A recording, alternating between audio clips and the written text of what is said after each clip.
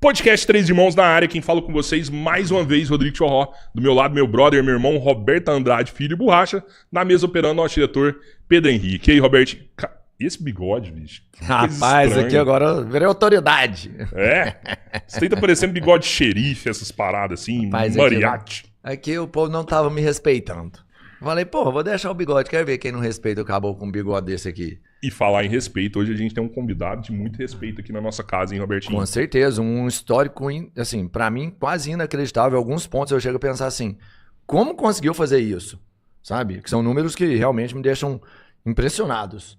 Mas é, quem trabalha muito consegue bons resultados, né? Delegado Palumbo. Uau! Obrigado. Eu que agradeço, tô feliz de estar aqui com vocês. Vamos bater um papo aí, falar do que vocês quiserem, não me furto de pergunta nenhuma. Tô feliz e grato por estar aqui, honrado pelo convite. Não tem pergunta espinhosa, delegado? Não tem nenhuma pergunta. Se eu não souber responder, eu falo, olha, não sei, não lembro. Tá. Sério? Você começou a sua profissão de delegado lá no Capão Redondo. Capão Redondo. Isso não é a parte mais perigosa que tinha? O Capão não é terra para qualquer um, não é isso? Um ditado que tem ali? O Capão, na época que eu trabalhava lá, era o Triângulo da Morte, né? Era o Jardim Ângela, Capão Redondo e Parque Santo Antônio. São os 3 bairros ali no extremo sul de São Paulo. E por que chamava Triângulo da Morte? Foi até matéria de jornal do antigo Globo Repórter, não sei se vocês vão se lembrar disso. Opa. Acho que vão.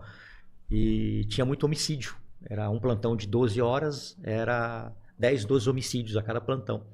Era uma coisa de louco. Não tinha viatura, não tinha gente para atender. E o meu primeiro plantão foi numa sexta-feira à noite. Eu vim de Ribeirão Preto, tive uma reunião com o seccional, tinha acabado a academia, curso de formação. Aí estavam todos os delegados que iam trabalhar na Zona Sul. Aí o seccional, eu não lembro o nome dele. Lembro da fisionomia, mas não lembro os nomes. Me falhou a memória agora. Falou assim, um de vocês está de plantão. Na hora eu pensei, sou eu. Aí depois, você vai trabalhar no Capão Redondo, você está de plantão hoje à noite. Era sexta de tarde. Eu já fiquei por lá mesmo. Não sabia nem chegar. Aí uma viatura me levou até lá, foi me ensinando a ir até lá. Na época não tinha Waze, não tinha nada, né? Era guia. Aí cheguei no plantão, me apresentei. Em determinado momento, fecharam a delegacia. Colocaram aquelas portas de correr, de grade e vidro, né? Colocaram uma tábua. Eu falei assim, por que vocês estão fazendo isso? Por causa de resgate de preso. Como assim resgate de preso? Não. Aqui tem 200 presos aqui atrás. E era uma época que tinha muito resgate. As quadrilhas iam, né? Resgatavam os presos. Atacava a delegacia para tirar os presos dentro da cadeia. A maioria dos DPs de São Paulo tinham preso. Sim. Aí, cara, eu novato, 26 anos. Tá bom, fecha essa aí, né? E abria só. O que você veio fazer aqui? BO do quê? Não, isso aqui você vem amanhã durante o dia, porque não tinha segurança mesmo. Era eu, 2 investigadores e um carcereiro e um escrivão, com 200 ladrão lá atrás. E nesse plantão noturno, o carcereiro chamado João Banana, era o apelido dele, chegou pra mim assim, por volta de meia-noite, mais ou menos, não lembro mais o horário. Falou assim, delegado, eles chamam de doutor, né? Doutor, tem que entrar na carceragem. Eu falei, por quê? Tem que bater grade. Eu falei, o que é isso, bater grade? Não, vamos lá. Doutor, tem que entrar aqui. Aí eles começaram a bater assim pra ver se tinha tatu, que é o buraco. Depois nas grades. Bom, agora vamos entrar lá dentro e bater grade. Aí você fala, você teve medo? Claro que eu tive. O medo mantém a gente vivo e todo homem tem medo. O covarde é um homem que não enfrenta os seus medos. Entrei, beleza. Voltei. Falei, caramba, saí lá de Ribeirão Preto, já caí aqui no Capão. E aprendi muito lá, diga-se de passagem. E depois me jogaram aqui. Fizeram a mesma coisa com outro delegado também, novato. O cara pediu pra ir embora. Falei, eu não fico aqui. Não aguentou bater grade. Pediu exoneração. Não é que você tá com 200 ladrão lá. E você, quando você entra na cadeia, você tira sua arma e deixa fora. Você não entra armado na cadeia. Sim, senão os caras vão te pegar. Na verdade, eu não precisava fazer isso. Mas como eu era novato, Loki, não sabia como é que funcionava o procedimento, eu falei, vambora. Tem que enfrentar, vamos enfrentar. Porque o delegado geralmente não faz esse tipo de trabalho. Não é o trabalho do delegado fazer isso. É o trabalho do carcereiro. Na época, né? Que hoje não existe mais essa profissão carcereiro. Hoje era tudo agente policial. Sim. Aí fizeram com o colega delegado. Isso era tipo um batismo de fogo que eles faziam com o cara lá? Não, vamos pôr pra fazer isso aqui. Foi uma aqui. pegadinha, né? Foi um batismo pra ver qual que é do cara. Aí fizeram a mesma coisa com o delegado. E o delegado, no outro dia, foi lá no seccional, entregou o pedido de exoneração e foi embora. E com isso, o senhor João Banana nos fudeu. Por quê? Porque nós ficamos trabalhando 1 ano com um delegado a menos. Então, esse cara era 12 por 24, depois 12 por 72. Aí nós começamos a trabalhar 12 por 24, 12 por 48, graças ao João Banana, que a gente perdeu um delegado. Sacanagem. Mas foi um batismo. Tipo assim, vamos ver qual que é desse cara. Aí você fala, eu não tenho medo. Todo homem tem medo de alguma coisa. Nem que for da mulher, mas tem medo de alguma coisa. Ô delegado, até desculpa interromper. E assim, como o senhor tem tanto tempo, quando você tem tanto tempo na polícia, como que é a sua percepção, assim, o crime aumentou ou o crime mudou e é o mesmo? Porque eu lembro que antes tinha muito sequestro, hoje não tem sequestro mais, né? Antes tinha muito preso, hoje também tem muito preso, né? Tinha homicídio, hoje continua tendo homicídio. Qual que é a sua percepção do crime hoje no Brasil? O crime ele se organizou e se aperfeiçoou. Hoje não tem tanto homicídio, não é por causa das forças policiais, da justiça e da lei. Hoje não tem muito homicídio por causa do primeiro comando da capital, por causa do PCC. Ah, por quê? Como eu havia te falado, na época que eu trabalhava no Capão Redondo, era conhecido como Triângulo da Morte. Tinha muitos homicídios. O que o crime começou a perceber? Toda vez que se mata alguém, vem a polícia científica, a PM fica lá preservando o local, e vem as equipes do DHPP, Departamento de Homicídio, para fazer a investigação. Coalha de polícia. Fica a polícia o dia inteiro no bairro. Então, o que eles perceberam? Não é bom negócio matar na periferia e largar lá. Não que eles não estejam matando. Não é bom negócio. Por quê? Porque você atrai a polícia e aí a gente perde dinheiro na venda de tráfico, na boca de fumo, no tráfico de drogas.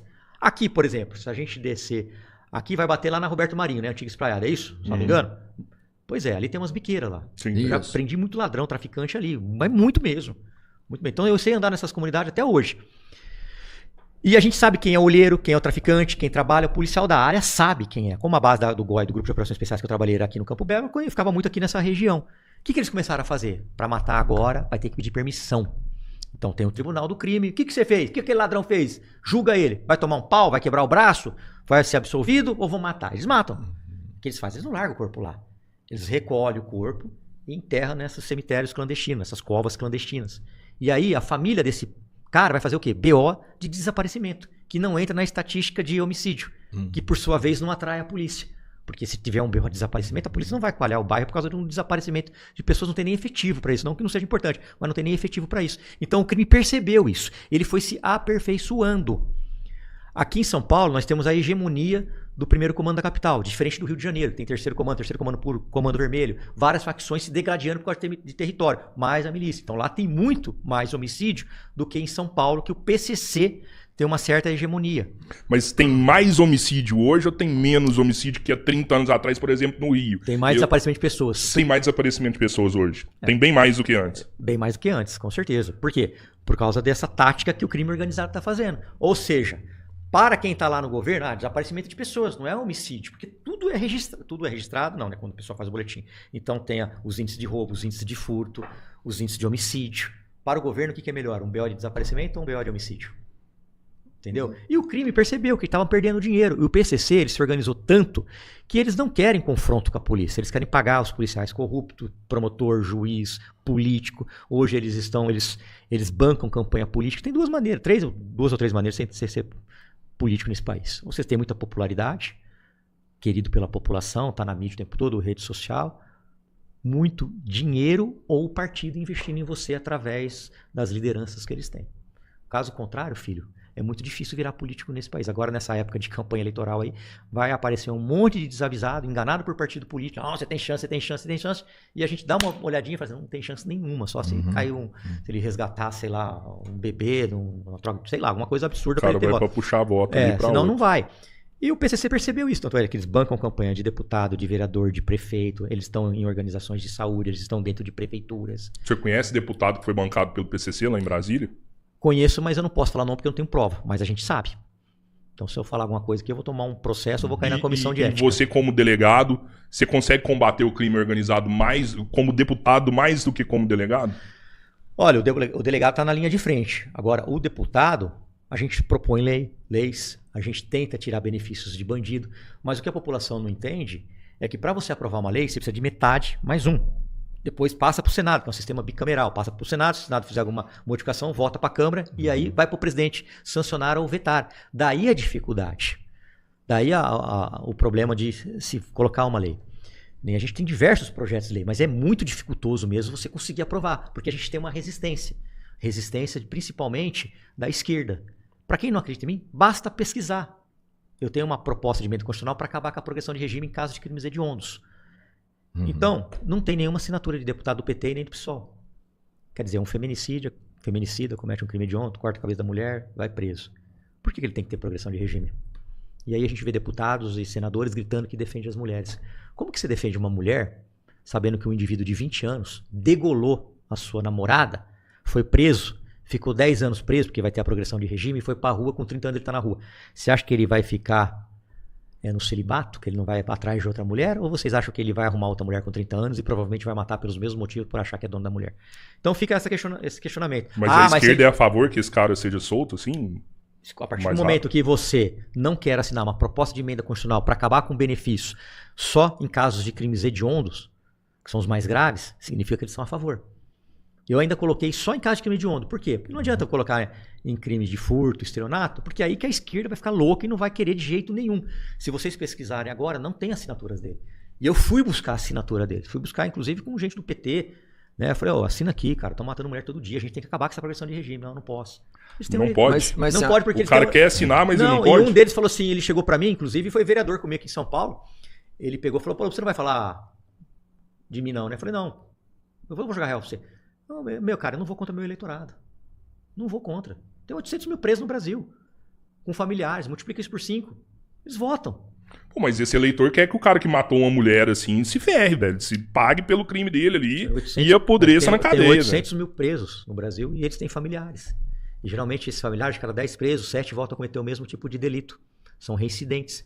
Então a mãe, o parente, o cara vai lá, comete, daqui a pouco ele vai pedir, não quero que meu filho fique preso eternamente, ou perpetuamente, ou com 40 anos. Perpétua não tem, né? Mas ele não quer isso.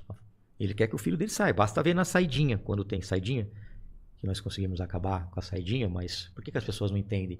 Porque tem um princípio constitucional que a lei não pode retroagir para prejudicar o réu. Então quem foi preso antes do término da saidinha vai continuar com esse direito. Não tem como acabar agora. E você vai na porta da cadeia, quem tá lá? É a mãe, é a avó, é a filha. Se você passar em porta de cadeia feminina, tem pouquíssimas pessoas na fila de visita. Se você passar na porta de cadeia masculina, você vai ver a quantidade de mulher que está lá para visitar seus filhos, seus esposos. Olha a diferença. Repara nisso quando vocês passarem na porta de uma cadeia feminina e masculina, para você ver a diferença de comportamento entre o homem e a mulher. A mulher ela é abandonada. Quando ela a mulher é abandonada e geralmente a mulher não abandona seu companheiro. É impressionante. Pode passar. Na Marginal Pinheiros tem ali as cadeias. E vocês vão ver que a diferença é gritante. Quando você me conta que você faz uma proposta, porque eu acho que, principalmente segurança pública hoje, a gente vê nas pesquisas que o brasileiro, o principal fator de decepção, né? Onde o brasileiro mais se sente prejudicado é em segurança pública, mais que na saúde, mais que na educação. Então é uma coisa importante hoje no Brasil.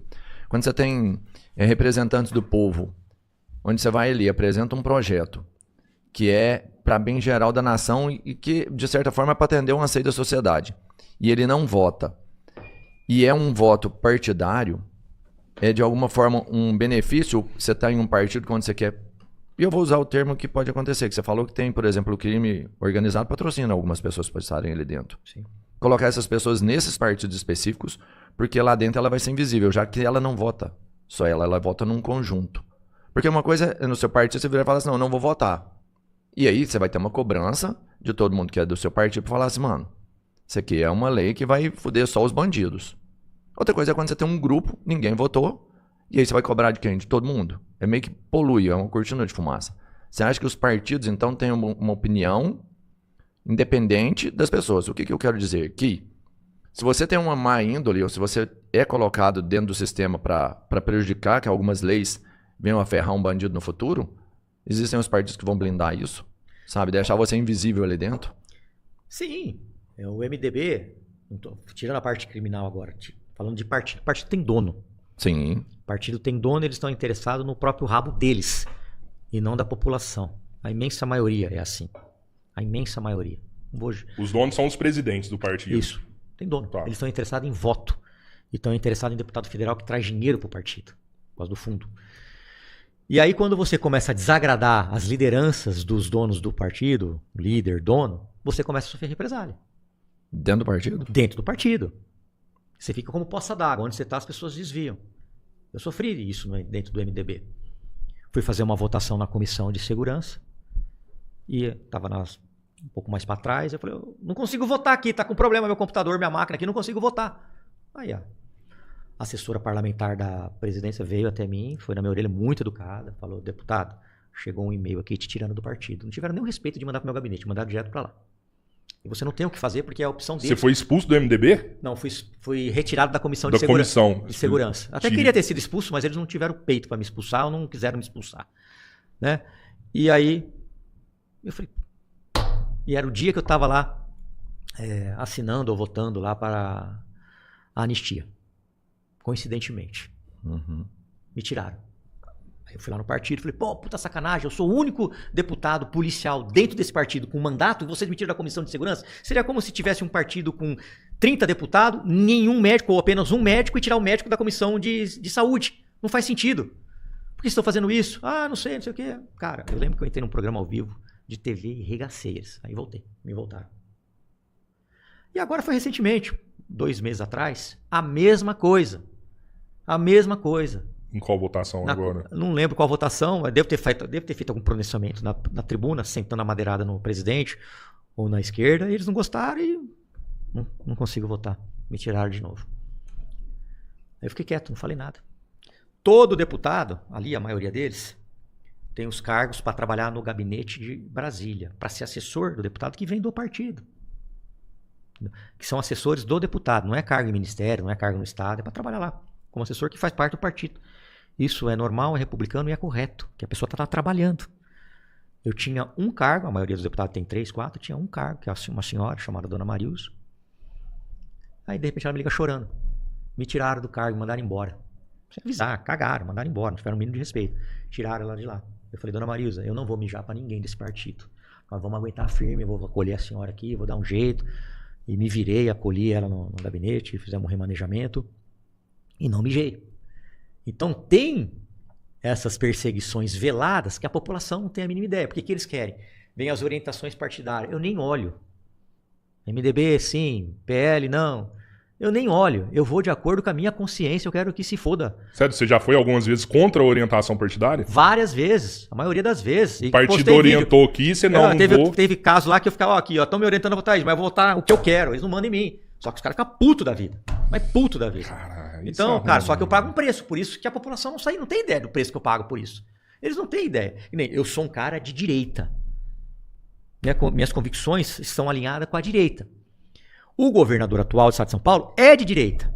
Só que os mesmos problemas no tocante à segurança que tinha quando o governador era o Dória, eu era vereador, eu falava, os deputados de direita falavam, descia lenha, aumento irrisório, tá ruim, não sei o quê, cacetando. Hoje eu sou o único, infelizmente isso, o único deputado de direita que continua com a mesma conduta. Ah, porque agora de direita não pode falar. Não posso falar sim, porque os policiais são parte do povo. E eu sou policial. Se eu não me reeleger, eu volto a ser policial. Eu não posso abandonar meus pares. Eu não fui nenhuma delegacia pedir voto, não, nem batalhão. E não vou de novo pedir voto para isso que eles já me conhecem. Só que eu critico. Você acha que eu não sofro represário? Você acha que os caras não ficam pé da vida comigo? Aí eu apanho de todo lado, velho. Apanho desses políticos de direita que mandam assessor me atacar, pagar a página de bairro, para ficar me atacando. Mas eu continuo firme, porque se a minha conduta era assim com o João Dória, que estava esculachando a polícia, por que não vai ser assim com o Tarcísio, que também está esculachando a polícia, que prometeu os melhores salários e não cumpriu? Eu não vou falar porque eu sou de direita. Bom, que porra de político que você é? Que é isso, velho? Quer dizer que pau que bate Chico não bate em Francisco porque é de direita, ou porque é de esquerda, ou porque é de centro, agora virou... Não pode falar nada? Cara, eu não quero cargo de governo de estado, não quero cargo na prefeitura, não quero cargo no governo federal, mas eu quero independência. Tanto é que uma das coisas que eu falei para a presidente do Podemos, que é a Renata, falei, olha, o que eu quero? Independência, que eu vote de acordo com o que eu achar que tem que votar e que vocês não me enchem o saco. É isso. E eu quero ficar na comissão de segurança. Porque eu sou policial. É uma área que eu acho que eu tenho bastante peculiaridade. Claro que tem peculiaridade, eu entendo do assunto, eu quero ficar lá. É isso que eu quero. Fechado? Fechado, tudo certo. Agora, como que me tiram da comissão de segurança? Como que tiram um médico da comissão de saúde, um enfermeiro da comissão de saúde? Tem coisa que é inadmissível. E eu sofri esse tipo de represália o tempo todo. Não te dão relatoria. Essa divergência, você tem menos acesso a emendas parlamentares também? Ou eu isso não me preocupo com emendas. Não? Não. Eu tenho as minhas emendas impositivas, que todo deputado tem. Uhum. Tem. Mas eu nunca votei pensando em emenda. Tem deputado que vota pensando em emenda. Quando teve aquele PL para voltar o DPVAT, depois caiu, né? Corre lá na boca pequena, que ofereceram emenda. Para mim não ofereceram nada, porque sabe que eu não quero nem saber disso aí. Eu vou votar de acordo com o que eu acho que tem que votar. Mas aí depois a gente vê, né, que procede, porque você vê um monte de deputado fazendo um videozinho, olha, votei errado, eu errei o voto. Mentira! Mentira! Caiu uma grana ali. É emenda, cargo, porque aqui, ó, se eu abrir aqui o sistema Infoleg, eu ponho a minha cara feia aqui, Abre o sistema, aí registrar o voto. Registrar o voto. Põe minha cara feia aqui, voto sim, não. Só que as votações têm um tempo. Às vezes demora 3 minutos, 4, 5, 10, 15. Você pode mudar o voto. E todo deputado tem uma assessoria. Opa, Que é você uma votou assessoria. errado, você pode ali Então, na hora e já corrigir. várias vezes a Brenda, minha advogada, excelente advogada, de passagem, Caio aqui em São Paulo, deputado, você votou errado, tem uma pegadinha lá, opa, volta, porque os caras às vezes colocam uma emenda, alguma coisa que entra lá batida, a gente tem que corrigir. Tá. Mas esse DPVAT, todo mundo sabia que era para aumento para ter taxas a mais. Então não vem com desculpa esfarrapada que errou voto, não, porque é mentira. Vereador, aumento de IPTU, que agora todo mundo aqui em São Paulo que vai pagar mais IPTU. Um monte de vereador votou a favor, tá quietinho. E depois fica lá na tribuna falando, fazendo vídeo, do lado de prefeito, puxando o saco de prefeito, mas votou a favor do IPTU? Que porra de política é esse? Ah, porque você acha que isso aí é como? Por que votou a favor do IPTU? Porque ele quer ter o imóvel que ele mora com mais imposto? Claro não! claro que não. Por que você acha que é, meu amigo? Caiu o Pix ali, né? Ah, cara, ou é emenda, ou é cargo, ou então tem subprefeitura e tem que fazer tudo que o prefeito manda igual um capacho. Porque aqui são subdivididos em subprefeituras. Ou cargos, né? Que pega cargo em vários locais. Ou subprefeitura. Aí, filho, você é prefeito, ele é teu vereador, ele te dá a subprefeitura do Butantã. Vai votar contra IPTU, cai seus cargos, 20, 30 cargos no outro dia. Aconteceu com o Arnaldo Faria de Sá, um excelente deputado, que Deus o tenha, depois ele não se reelegeu para deputado, foi para vereador, e ele era um ferrenho defensor do funcionalismo público. E na reforma da Previdência do funcionalismo público, eu votei não, porque ia ferrar principalmente o coitadinho que ganha 1, 2 salário mínimo, mas não ia ferrar os Marajá. Então eu votei não. E o Arnaldo votou não. Só que ele tinha subprefeitura do Jabaquara. Perdeu. Eu ainda falei, você é um homem de verdade. Eu falei na cara dele, você é homem, você é sujeito homem, parabéns pela sua atitude. Falou, Palumbo, eu defendi o funcionário público a minha vida inteira. Ele já estava com idade, estava com câncer. Não vai ser agora, no final da minha carreira política, que eu vou me queimar. Não tem problema. Perco a subprefeitura, mas não perco a minha honra. Tá tudo certo. Foi sujeito homem. Votou não. Agora, qual vereador ter esse peito de falar com o prefeito? O prefeito me ligava. O Ricardo Nunes era do meu partido. Pô, você tem que me ajudar. Não vou votar. Por quê? Porque eu sou filho de professora, casado com uma professora, sou funcionário público e eu não voto pra ferrar o coitadinho que ganha 2 salários mínimos. Começa a cortar aí cargo desses caras aí em cima aí, filho. Vê quando você quer cortar. Não quer. É sempre o coitadinho que tá lá embaixo que se ferra. É sempre ele. Não vou votar contra ele. Não vou votar contra esse povo. E não votei. Sustentei. Palombo, a galera assim, é do Brasil. Você tem um estigma que hoje no Brasil é unânime, é que o político ele é malandro, ele é safado, ele é desonesto. Ele é oportunista. E isso é o que acontece aqui hoje. E não é por acaso. Mas você está lá dentro. E eu sempre defendi que existem, sim, algumas exceções de pessoas lá dentro que são bons. Ruim em todo lugar. Mas o que é lá dentro? Lá a maioria é ruim mesmo? Ou é os projetos que não passam quando são bons? Tem um filtro gigante de interesse maior? Tem um filtro gigante de interesse maior.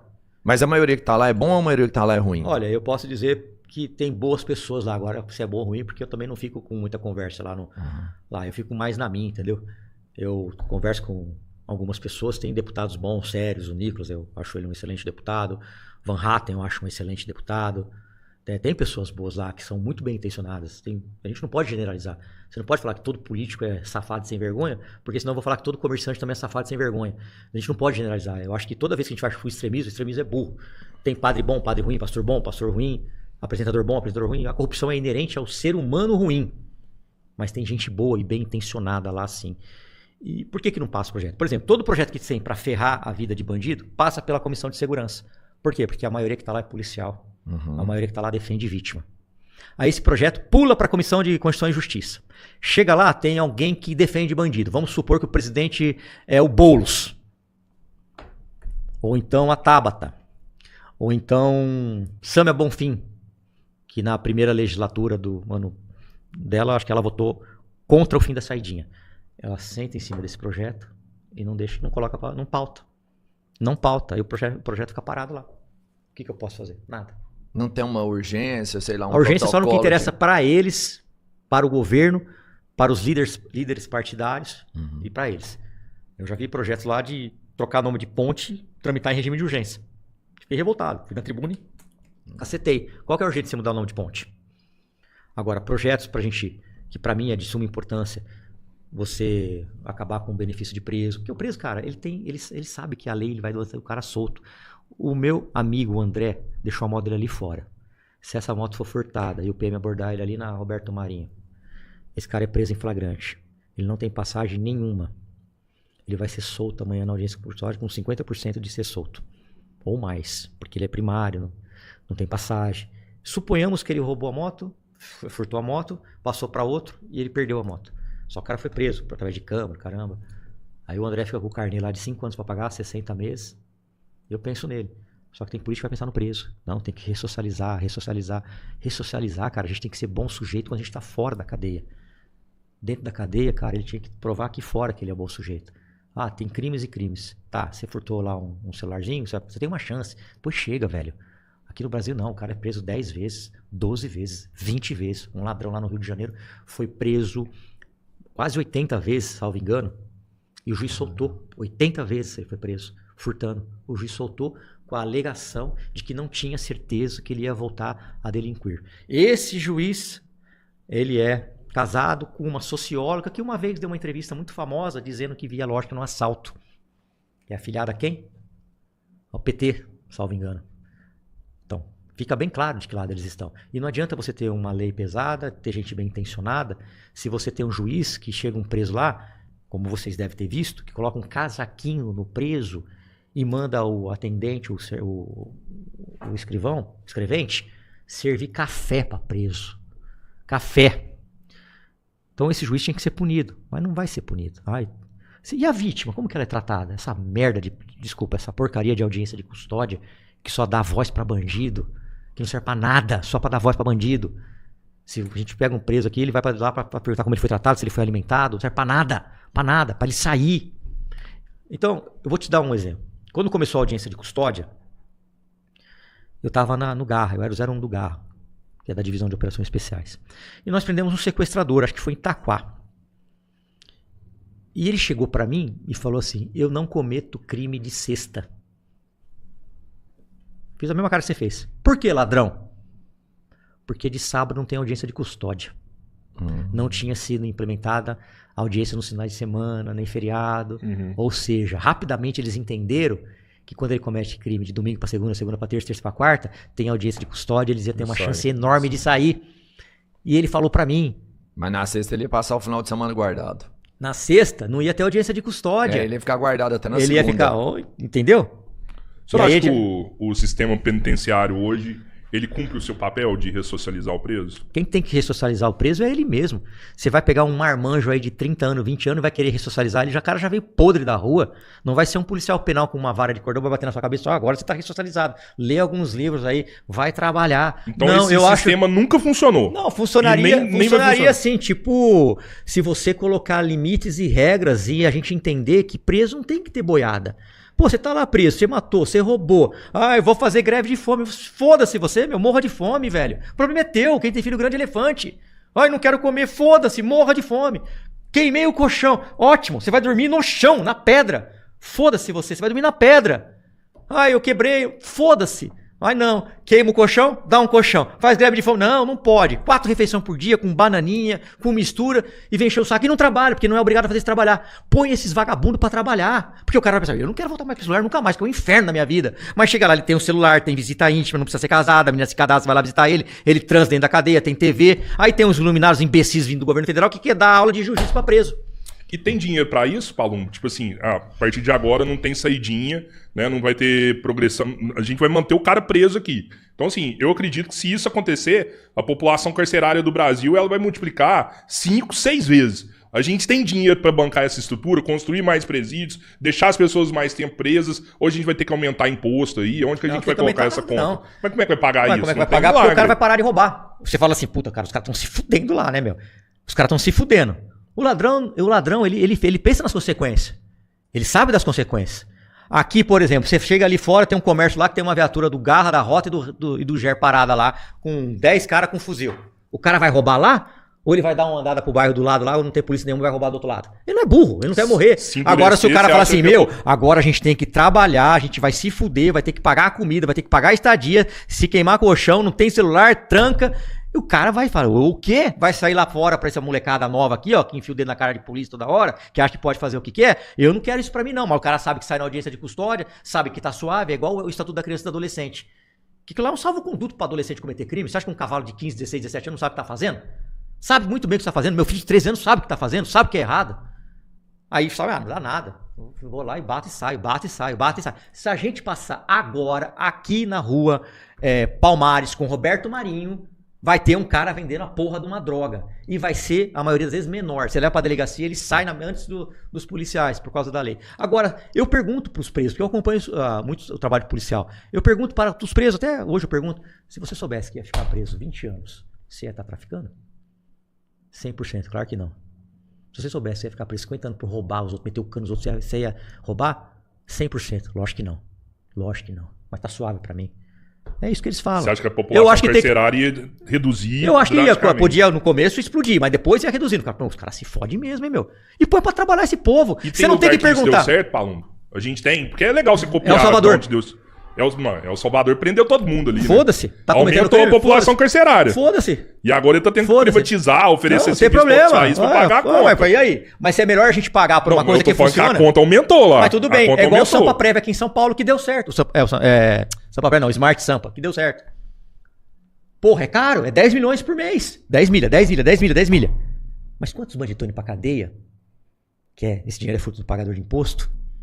Bandido, estuprador, latrocida que tá indo pra cadeia, que não tá estuprando uma filha, uma tia, que não tá matando um adolescente por causa de um celular. Então, é caro? É. Mas ou a gente trata a segurança pública de maneira enérgica, sem tolerância, ou a gente vai ver vagabundo saindo pela audiência de custódia e metendo cano. É isso. É que eu vejo muita gente da esquerda falar sobre isso. Tipo assim, não vale a pena deixar o cara lá, porque lá hoje é uma escola pro crime. O cara vai o cara vai ficar lá um tempo, vai se filiar numa facção, seja no PCC, no Comando Vermelho, no Terceiro Comando, né? É uma escola pro crime. E até a polícia fala isso também. O cara vai pro presídio hoje pra virar mais bandido do que já era. Você concorda com isso? Então, aí deixa o cara preso lá, que não sai nunca mais, ele faz a escola do crime e continua lá dentro. Ele dá aula pros presos lá dentro que não sai também. Faça isso, tolerância zero. Agora, eu sou favorável a gente separar pequenos criminosos e grandes criminosos. O cara tem uma ficha, roubo, latrocínio, extorsão, facção, caramba. Aí você pega um furtador de celular e coloca junto com o cara. A gente tem que separar presídio. Só que governador nenhum quer construir presídio, porque você perde voto. Mas alguém tem que ter coragem de fazer. Alguém tem que ter coragem de fazer isso daí. É um problema que tem que ser sanado. Perde voto. Você pega uma cidade de 20 mil habitantes, constrói um presídio, não é só os presos que estão lá. Os familiares vão junto. Começa a morar ao redor. Cara, você falando de governador, o Caiado lá em Goiás, ele diminuiu a criminalidade lá em níveis assustadores. E ele não fez mais presídio lá, fez? Então, ele fortaleceu a polícia dele, né? Porque não necessariamente... Vai colocar a câmera aqui. O Tarcísio falou que não ia colocar a câmera, mijou. O Caiado não mijou. Quem manda a polícia sou eu sou o governador. Não vai colocar a câmera, pronto, acabou. Não vai colocar a câmera. Fortaleceu a sua polícia. Tolerância zero. Polícia ostensiva na rua, delegacia funcionando, patrulhamento, investigação, polícia científica que não pode estar sucateada. É isso que tem que ter. Agora aqui você vai em São Paulo. Vamos lá. Tem várias delegacias, dezenas de delegacias que fecham noite, final de semana e final de semana. Fecha noite, feriado e final de semana. O policial fica servindo como zelador. Zelador policial. Você está ali no centro, você é roubado na Rua Augusta. Você vai pro quarto DP, à noite, tá fechada a delegacia. Puta, vamos pagar um pouquinho, eu vou ali em Perdiz, fechada. Você vai pra lá, fechada. Você acha que o ladrão não sabe disso? Aí você te pergunta, um bairro populoso como esse aqui, no Brooklyn, quantas viaturas você acha que fica rodando à noite que no rádio patrulha? Aqui deve ter mais de 500 mil pessoas juntando alguns bairros aqui. Sim. Quantas pessoas você acha que fica? Quantas viaturas você acha que fica? O efetivo é mínimo. Quantas você acha que fica? Dá um chute aí. 10, 20, 30? Eu ia falar umas 15. Se tiver 3 é muito, meu irmão. Para. Então tá bom. É só 3 viaturas tem Araguari, 100 pois mil habitantes. Então, mas aí junta com força tática, junta com o BAEP, aí dá um pouco mais. E tem ação delegada que tá matando os policiais. Nossa, tá ganhando dinheiro, tá matando. Não. Quando que o policial descansa? A saúde mental do policial. O policial tem que ter salário, tem que ter descanso. O policial, ele faz ação delegada, não é porque ele quer, é porque ele precisa fazer ação delegada. E se você for no interior, você pega uma cidade de 30 mil habitantes, tem uma viatura que às vezes tem que atender outras cidades. E se não tiver ação delegada, para o patrulhamento. Tem uma falta de efetivo de mais de 20 mil policiais militares, mais de 10 mil policiais civis. E aí os deputados de direita não falam isso, porque não quer atingir o governador. Só que eu me recuso a ficar calado. Eu me recuso, porque eu tô vendo que os caras estão sofrendo. Puta, você não acredita em mim? Você também não acredita em mim, Rogério? Tudo bem. Você pergunta, para uma viatura na rua, se o cara se sentir confiança em você, ele vai falar a real. Vai falar que tá uma merda, tá ruim, tá difícil, ganhando 5 contos, aí se matando de fazer bico. Só tem que ganhar bem. Você quer dar dignidade para um ser humano? Você começa pelo salário, não é uma profissão comum, gente. É uma profissão que o cara tá armado. Se ele for reconhecido num roubo, ele morre. Você, se for assaltado, você tem a chance, a possibilidade de dar o seu relógio, o seu celular, sua aliança. E um policial, quando o cara bater a mão aqui, ó, e ver que o cara tá armado. Ou ele reage ou ele morre. Ou ele reage ou ele morre. Não tem conversa. Então ele tem que ganhar bem. Ele tem que estar bem psicologicamente. Ele tem que estar descansado. Mas o governador fala que não tem dinheiro, né, deputado? Então não prometesse. Se prometeu, não cumpriu, mesmo, mentiu. Prometeu aumentar ali, reajustar. Então peraí. Então não façam promessa que a polícia de São Paulo tá cansada de ser enganada. Prometeu, não cumpriu, mentiu. Pronto. Ai, você vai falar? Vou falar, ué. Como é que eu não vou falar? Eu tô falando mentira? Desafia alguém a falar que eu tô falando mentira aqui? Não tô mentindo. Pergunta para um soldado, para um carro, não vai não pergunte para puxa-saco. Puxa-saco te derruba. E eu falei isso para o governador. Eu não sou de ficar tirando foto com o político, de ficar, estou aqui com o prefeito, com o governador. Não faço isso, cara. Tenho vergonha, não fui eleito para isso. Vou ganhar uns likes aqui, ó. Todo mundo vai ver que eu tô com o governador. Foda-se, meu. Eu não tô aqui para fazer esse tipo de política, cara. Por isso que eu corro sozinho, a passos curtos, mas firme, com a mesma conduta quando eu era vereador. Falei pra ele, tá muito ruim, governador. O senhor prometeu os melhores salários, não cumpriu. Se o senhor não acredita em mim, não pergunte pros policiais que trabalham aqui no Palácio do Governo, porque eles ganham um pouco a mais. Eles não vão falar, porque eles têm medo de sair daqui. Eles ganham a mais, tem um acréscimo. Pega um cara da confiança do senhor, que não seja policial, e manda perguntar na periferia, na quebrada, como é que tá o delegado de plantão, como é que tá o sargentão lá, que tá tomando conta da tropa. Vai no interior, governador. Tá ruim. O pessoal não tá contente. Tá? Te falei pro Nico, você tá pegando uma bomba na mão, viu? Que vai explodir. Os caras tão descontentes. Por quê? Cara, você pode até não dar aumento porque não tem dinheiro, mas não prometa. Porque a gente ficou 20 anos no guarda-chuva do PSDB, que foi muito ruim pra gente, pros policiais. E aí a gente veio um que a gente acreditou, que a gente investiu, que nós fizemos campanha. Eu não usei a imagem do Bolsonaro, embora goste muito dele, e também não usei a imagem do Tarcísio para me eleger. Não usei a imagem de nenhum político para me eleger, porque eu queria ver se eu tinha voto, não se eu estava tendo voto porque eu estou lá do lado de alguém. Então eu tenho independência para falar. Mas fiz campanha para ambos. Vai continuar fazendo agora, Tarcísio? Depende de quem vai ser o governador, né? Quem vai ser os candidatos, né? Tá. Não sei quem vai ser. Claro. Vai fazer pro Flávio também? Depende de quem vai ser os candidatos, farei sim. É? Farei. Porque eu não quero Nesse que, quadro, eu não quero que a esquerda... Não, mas certeza. Certeza absoluta. Certeza. Vou fazer. Eu sou de direita. Você acha que o Flávio é um cara de direita? Eu acho que ele é um cara que tá alinhado com a direita, né? O que é ser de direita hoje pra você? Cara, Paulo? eu acho que você tem os valores do cristianismo, do cristão, família. Eu sou muito família, entendeu? Eu, por exemplo... Tem que ser cristão pra ser de direita. Não necessariamente. Pode ser ateu também, mas eu tô falando de mim, né? No caso, né? Eu acho que você tem que defender a família. Eu sou contra a ideologia de gênero pra criança. Eu acho que você tem que... Se você quiser virar mulher, cara, o problema é teu. Mas não faça eu querer entender que uma criança de 7 anos tem capacidade de de escolher entre ser homem ou mulher e mudar o gênero dela. Não me faça entender isso, porque eu não vou entender nunca. Mas isso não acontece, acontece? Eles querem que isso aconteça. Crianças trans. Quem que você acha que fica lá na Paulista com esses cartazes? É a direita ou a esquerda? Eles querem mudar o sexo da criança com 7 anos, com 8 anos. Só fala que existem crianças trans.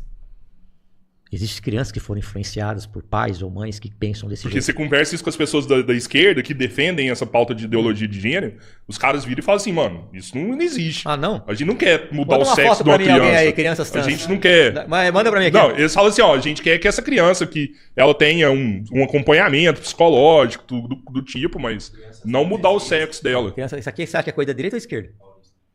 Crianças trans existem. Então, eu não concordo com esse tipo. Eu não concordo com a sistolia fetal.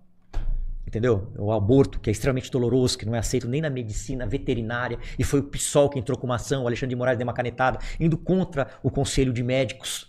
A sistolia fetal é um procedimento tão doloroso que foi banido da medicina veterinária, que você enfia uma agulha e vai procurando o coração da criança, e você injeta cloreto de potássio. Segundo os especialistas, médicos, médico é especialista, não é ministro do STF que é especialista, é médico, fala que isso causa uma dor tão absurda que eles baniram da prática veterinária. E aí vai um ministro, que se acha que está acima de um médico, e dá uma canetada, porque o PSOL entrou com uma ação. Eu não vou concordar com isso nunca. O senhor já derrubou alguma clínica de aborto aqui em São Paulo? Não. Dessas clandestinas? Não, mas teve amigos meus que já derrubaram. Que no Rio tem pra caralho, né? Não, eu não cheguei, porque eu fiquei 1 ano no Capão Redondo como plantonista, depois fiquei um tempo na Vila Clementina, depois eu parti lá para os grupos de operações especiais, que são grupos de apoio, né? Que a gente vai mais para ocorrências onde há possibilidade de ter confrontos. Que se proíbe, muitas mulheres acabam procurando esses métodos clandestinos aí, colocando a vida delas em risco. Mas o né? que a criança tem a ver com isso? Com 1 mês o coração já está batendo, já sente dor. O que a criança tem a ver com isso? Então quer dizer que você preserva uma vida e mata outra? Eu sou contra a pena de morte até pra bandido. Os caras saem radical. Eu sou contra a pena de morte pra bandido. Sou contra. Eu acho que em alguns casos tinha que ter. Assim, não, cara, eu sou a favor de uma prisão perpétua. Põe uma bola de ferro no cara, deixa ele trabalhar o resto da vida. Tirar o cara ali já e tirar da terra. Não, sou a favor de ficar preso o resto da vida. Mas também não vou ser favorável de se matar uma criança. Isso é uma ideologia minha. Entendeu? Até porque... Você é cristão, né? Cristão não pode ser a favor de pena de morte, né? Exato. Não pode. Se for cristão e a favor de pena de morte, você tá certo. Você já se ferrou ali no céu. Você tá correto. Tem só o êxito 222, né? Que se o ladrão entrar e ferir, aquele que for ferido não vai ser... Legítima defesa. Legítima defesa. Aí tudo bem. Mas eu sou contra. Eu não acho... Quando você faz um aborto numa criança que já tá com 6, 7 meses, o procedimento é o mesmo da cesárea. É o mesmo. Só que você mata lá dentro e tira. É exatamente o mesmo. Então eu não sou a favor. Eu acho que a gente tem que pensar antes. Você tem que pensar nas consequências. É uma vida que está lá. É um ser humano que está lá. É um ser humano que sente dor que está lá. Então eu não sou favorável. Você não acha que às vezes a religião acaba interferindo um pouco aí nessa pauta do aborto? Eu entendo assim, tipo, o cristão não pode ser a favor do aborto também. Porque pro cristão ali tem uma alma, tem uma vida ali, né? E aí por esse motivo, eu nunca conversei com um padre que é a favor do aborto, porque nenhum é. A igreja é contra o aborto. Mas eu conheço pessoas que não são da igreja, que não acreditam em religião, e essas pessoas falam assim, pô, eu quero ouvir o que a ciência me fala. E a ciência fala que ali não é uma vida até tantos meses. E se não é uma vida até tantos meses, eu posso ter o direito de fazer isso, já que eu não tenho condições, coisa do tipo. É uma vida. Isso a ciência não fala isso, que é uma vida, que é uma vida. Tanto é que 10 dias já tá batendo o coração, já tem estímulos. Agora, eu respeito quem pensa em contrário e não vou odiar quem pensa o contrário. A esquerda fala muito de o amor venceu, o amor venceu. Vai contra eles pra você ver. Uma vez eu estava num debate na Comissão de Segurança e eu comecei a fazer assim, tinha uma deputada atrás de mim, eu falei, por causa de gente assim, que o crime tá desse jeito, porque vota só a favor de bandido. Ela levantou, e ela era uma mulher bonita, muito bonita, diga-se de passagem, e preta. Ela olhou pra mim, o que você quer dizer com isso? O que você quer dizer com isso? Ela quis inverter pro racismo. Na hora eu ganhei isso aí. Eu falei, gente que defende bandido. Gente que defende bandido. Quer dizer, o tempo todo eles se vitimizam. O tempo todo eles se vitimizam. E se você contrariar eles, pronto, você não presta. Existe trans de direita. Existe. Sim. Pergunta para eles se eles são aceitos. Existe policial de esquerda. Existe. E a gente tem que respeitar. Eu não vou odiar eles. Eu participei muito tempo de um debate na Jovem Pan com um cara chamado Felipe Monteiro, PP. Que o Emílio chama de Chiquinho Pão de Hambúrguer. No começo, era ir lá, eu aqui. Ir lá, eu aqui. A gente se degladiava. Esses caras amigos. Se degladiava. Aí um dia a gente tava na Dirce, vamos lá, senta aí. Aí a gente fez um acordo. Vamos fazer o seguinte, a gente não fala de política. Eu não vou te convencer, nem você vai me convencer. Eu gosto do cara. Me tornei amigo dele, embora não concorde com nada que ele fala sobre política. Não concordo. Mas eu não preciso odiar esse cara por causa disso. E nem ele precisa me odiar. Mas vocês mandam mensagem votou em mim. Um pro outro, assim? Vocês trocam mensagem? Sim, eu não preciso odiar ele. Você manda um feliz aniversário no dia do aniversário. Manda mensagem só, tipo assim, você viu o que ele fez, né? Você viu a lei que ele aprovou, né? Não é implicância, não. Não, eu converso com ele. Cadê ele aqui, ó? Falei com ele esses dias. Converso com ele, ele me deu... Você gosta tanto do PP que você falou, melhor a gente não conversar de política, senão vai abalar essa cara, amizade. A gente não... Quem é que na família... Eu sou de direita, na minha família tem gente de esquerda, na sua deve ter gente de direita, de esquerda. Você tem que odiar, não vou conversar. Para com isso, velho. Cara, eu acho que você tem que dialogar com as pessoas. Se você não consegue convencer, eu sempre brinco com o PP. Tô endireitando o PP, tô endireitando ele. Tanto é que um dia ele tomou uma aí, eu dei uma carona pra ele, vamos pegar uns bandidos. Como assim pegar uns bandidos, velho? Mudou, hein? A bebida entrou, a verdade saiu. Né? Então, cara, eu não preciso odiar ele. Eu não vou te odiar porque você pensa diferente de mim. Claro. E também não vou te ofender, ficar colocando apelido, porque você pensa como A, B ou C. Eu não gosto desse tipo de político ficar xingando. Eu era muito opositor ao Dória, mas eu não chegava na porcaria e vai, calça apertada, calça apertada. Eu não vou fazer isso, não é pessoal.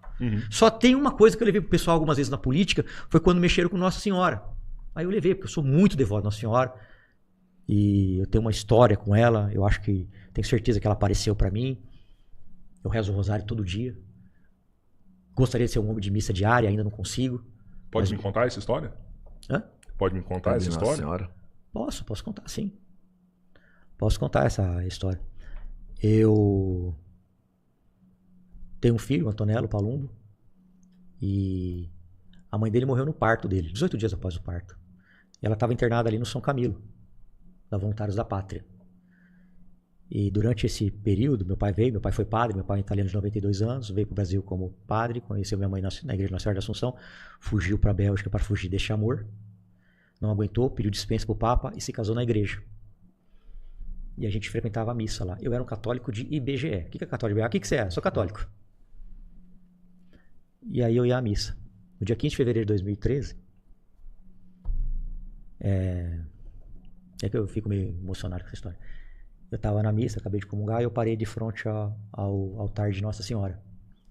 Tem uma imagem com um vidro, né? Como aqui, eu tô me vendo aqui nesse vídeo, sabe? Aí eu ajoelhei, comecei a chorar muito, porque ela já estava na UTI há alguns dias.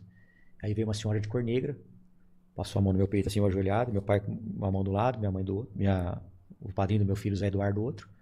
Uma senhora de cor preta, passou a mão em mim assim, né? Eu vi pela palma da mão que ela era preta. Eu levantei e dei um beijo na testa dela. E falei pra ela, a minha mulher morreu. Eu falei pra ela. E ela falou pra mim, a sua mulher e seu filho vão ficar bem. Eu falei, minha mulher morreu. A sua mulher e seu filho vai ficar bem. Aí quando eu voltei pra UTI, né? Quando você fica aquele pi, pi, pi, eu tenho trauma desse barulho. Quando fecha a cortina é porque morre. Aí eu vi fechando, falei, morreu. Passado o luto, que eu fiquei muito mal, eu perguntei para o meu pai e para o padrinho do meu filho. Foi uma mulher de cor negra, vestido preto, quando eu estava ajoelhado, chorando. Foi, e os dois falaram a mesma coisa. Mas nós não ouvimos o que vocês conversaram. Eu entendi que lá era um sinal de Nossa Senhora. Ali começou a minha conversão, porque eu era totalmente do mundo. Eu era do mundo. Eu era católico de IBGE. Aí eu comecei a estudar mais, frequentei religiões evangélicas, espírita, eu queria entender. E eu me identifiquei demais no católico, eu já era, né? Mas era aquele de IBGE. Me intensifiquei demais e começou o meu processo de conversão para o catolicismo e para o cristianismo de uma maneira verdadeira. Eu já tinha uma filha chamada Giovana, chama Giovana. E hoje, eu já estava com a mãe dela, separamos, enfim, cada um foi para um lado. O meu filho, a minha mãe começou a cuidar dele lá em Ribeirão. Eu ia para lá, toda folga minha eu ia. Quando chegou a pandemia, tinha-se aquela crença de que as crianças não morriam, mas passavam para os idosos que morriam. E eu já estava me aproximando demais com a Sabrina, que eu já tinha filha. E aí a gente foi se aproximando. Eu pedi perdão para ela, porque eu era do mundo, eu era errado. Pedi perdão para ela. Nos casamos na igreja. E aí eu me converti definitivamente ao cristianismo. Comecei a rezar o terço todos os dias e frequentar a missa mais de uma vez por semana, ainda não consegui todo dia. Depois comecei a fazer rosários diários. Depois rosário do Frei Justo da Madrugada, que eu estou fazendo agora já. Mais um da Quaresma. E a minha vida melhorou 1000%. 1000% a minha vida melhorou. Comecei a fazer caminhadas todos os anos até o Santuário de Aparecida e comecei a ser aquele católico de verdade. Pedi perdão para Deus, me confessei, pedi perdão, me confesso periodicamente, porque eu sou pecador, eu peco todo dia, todos nós pecamos. E aí eu entendi que a minha maior arma é isso aqui, ó. É o terço, que eu rezo todos os dias. Por isso que eu fiquei feliz quando você me mostrou o seu e falou, grande, a sua mãe. Continua usando, sua mãe provavelmente é uma católica de verdade. Isso só melhorou a minha vida, só melhorou. E um dos princípios do cristianismo é o amor, o maior princípio. Então eu não tenho que odiar você porque você pensa diferente de mim. Eu não tenho que odiar. Claro que de vez em quando a gente fica com ódio, quer matar, quer não sei o quê. Né? Eu tenho muita raiva de bandido, tenho raiva mesmo. Mas eu acho que você é de esquerda, de direita, não sei o que você é. Eu te conheci hoje. Eu não tenho direito de te odiar por causa disso. Nem você de me odiar porque esse de vez. Só que a esquerda, cara, não é assim, cara. Se você vai contra qualquer coisa deles, você vira o demônio. Se tiver projetos bons que for da esquerda, projetos bons para o povo, Eu não vou pensar, não, esse eu não voto porque é de esquerda. Não. Quem é o destinatário final da lei? Todos nós, meus filhos, os seus, vocês, todos nós. Então eu não vou votar contra. Não vou. Desculpa te cortar, mas recente aprovou ali no Senado uma lei, né, transformando misoginia, incluindo na lei do racismo, né? Tem que tomar um pouco de cuidado com esse tipo de lei. O que o senhor acha Tem que tomar um pouco de cuidado. O que vai ser misoginia? Eu falar que você está de TPM, como você falou? Ou eu falar, fazer uma brincadeira? O que vai ser misoginia? Tudo vai ser misoginia? Então todos os homens vão ser punidos por causa disso? Eu sou defensor das mulheres, eu acho que o cara que não tem direito de bater numa mulher, não tem direito de agredir uma mulher, não tem direito de maltratar uma mulher, mas a gente tem que ter um bom senso. O que vai ser a misoginia? Eu não tenho repulsa por mulher, mas nem tudo que uma mulher faz ou que a minha esposa faz, a minha filha faz, eu concordo. Eu não vou poder discutir. A gente tem que tomar um pouco de cuidado. Quem é que vai julgar isso? Então acho que a gente tem que... Mas você concorda que precisa fazer algo? Que muitas mulheres estão sendo vítimas? Sim, a gente precisa fazer algo. Discursos, red pill. Sim, não sei se você viu. Eu vi, isso aí é um o que rolou com o tenente coronel lá. Você viu a conversa dele com a mulher que ele matou lá Aquilo no WhatsApp? lá, cara, eu vou falar pra você. Eu sou comentarista. Ele falou claramente, falou assim, eu sou macho alfa, você é a fêmea beta. Eu sou soberano aqui dentro da minha casa. Eu não concordo com ele, tanto é que eu sou comentarista do SBT. Não ganho nada pra isso, viu? Tenho um contrato lá, mas não ganho nada, nem quero ganhar. E é uma pauta que é minha, a segurança pública. Então, é uma coisa que eu gosto de comentar, a segurança pública. Ele tá errado.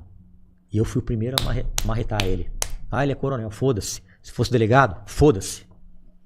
A hora que eu vi ele com a arma na cabeça, eu falei, esse cara matou a mulher. Certeza, esse cara matou a mulher. Certeza. Ou seja, um cara totalmente misógino, se acha acima do bem e do mal pelos áudios que ele mandava, pelas conversas. Depois a última é dizendo que tem a testosterona a 900. Cara, isso é coisa de cara que é extremamente egocêntrico e aqui, como é que eu esqueci o nome agora, me falhou a memória. Até falei hoje de manhã no SBT. Narcisista. Ele coloca todos os defeitos que ele tem na mulher. Isso é típico de narcisista. Não, porque ela quer separar, porque ela é ciumenta, porque ela não me aceita. É o contrário. O narcisista é isso. Ele põe todos os defeitos que tem nele numa terceira pessoa. E não é questão de ser homem ou mulher. Pode ser um homem contra outro homem. Ele pega todos os defeitos dele e coloca em outra pessoa. Isso é um narcisista. E aí ela dá uma declaração que parece que é a obra do destino, né? Que é uma morte muito triste, trágica.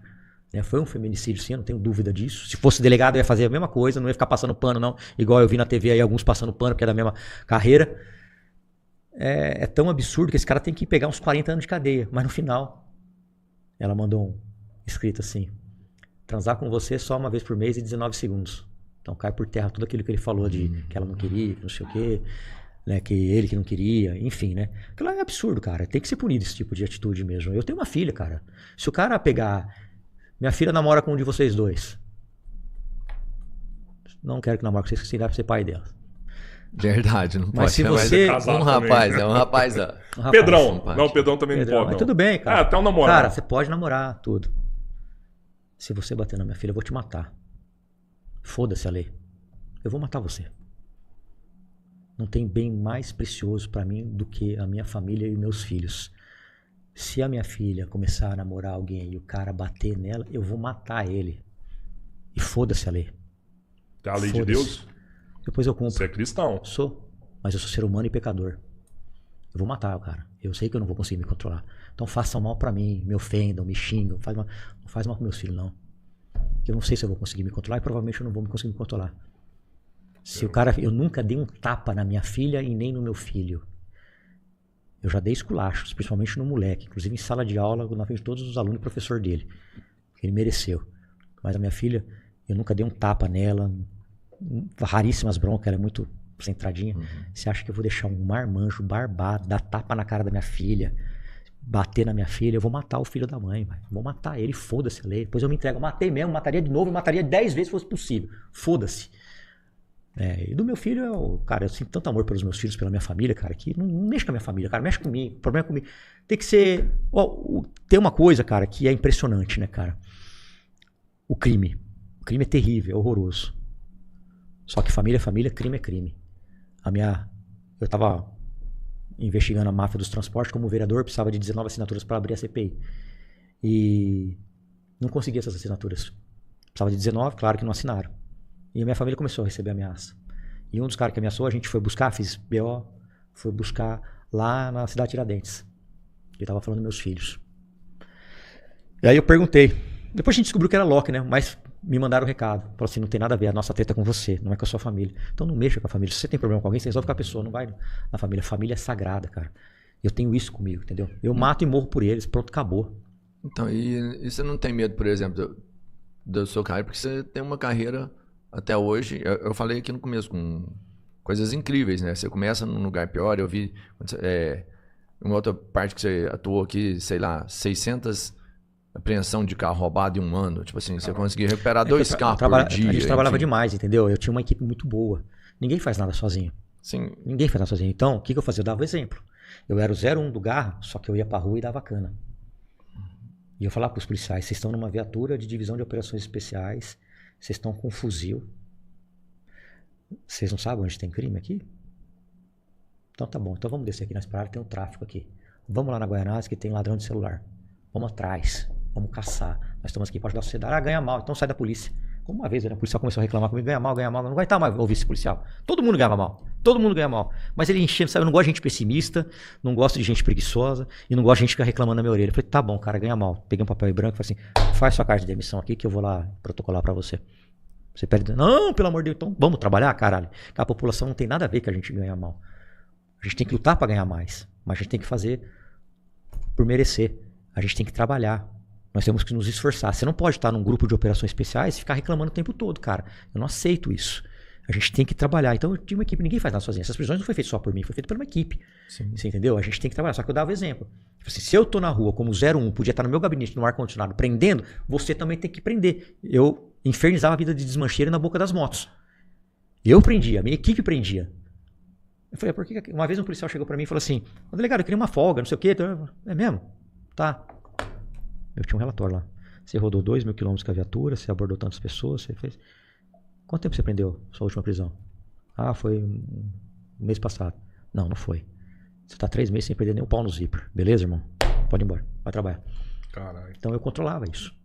Eu acho que a equipe é tudo, né? Quando você tem uma equipe lá que tá lá com você, o caramba demora pra formar essa equipe, não é fácil, né? Você já perdeu alguém de sua equipe? Cara, eu já perdi de maneira trágica. Já teve baleados, assim. Já tive um policial que eu gostava demais, Fernando Almachi, né, que Deus o tenha, mas ele morreu de forma trágica, acabou se suicidando. Polícia tem muito suicídio, cara. Tem um problema muito suicídio é a saúde mental. Né? Mas por que isso, cara? O cara não descansa, velho.